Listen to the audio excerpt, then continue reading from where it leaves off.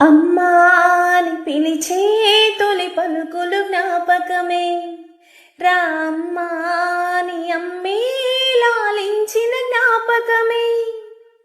అమ్మ కళ్ళలో అప్పుడప్పుడు చెమరింతలు జ్ఞాపకమే, అమ్మ చీరని చుట్టే పాప జ్ఞాపకం.